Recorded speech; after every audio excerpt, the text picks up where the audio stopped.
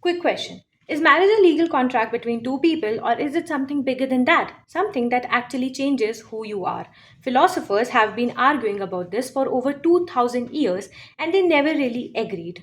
John Locke started the modern version of this fight. He said marriage is just a voluntary agreement between two equal individuals, nothing sacred or hierarchical about it by nature. That was actually a radical political statement in his time because he was directly attacking the idea that husbands, like kings, had some God given right to rule over their household.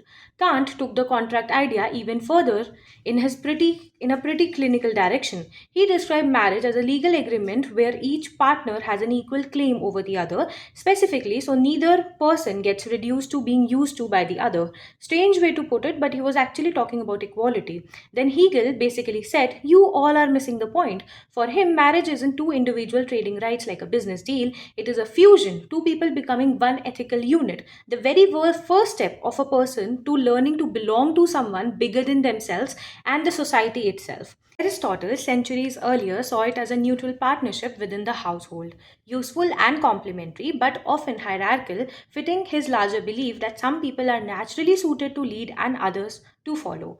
Then there were philosophers who weren't just buying any of it. Plato wanted to abolish marriage entirely for his ruling class, worried that private family would compete with loyalty to the state. John Stuart Mill called Victorian marriage a form of legal slavery since married women legally disappeared into their husbands. Engels argued the whole institution of monogamous marriage was invented to protect private property and guarantee legitimate hires, not love. And closer to home, Ambedkar attacked the traditional Dharmashastra view of marriage as a fixed religious sacrament that locked women and lower class into unequal role they could never renegotiate. A part of why he pushed so hard for Hindu Code Bill after independence to legally turn marriage into something closer to contract between equals. So, next time someone says marriage is about love, remember, Locke would have called it a contract, Hegel would have called it a fusion.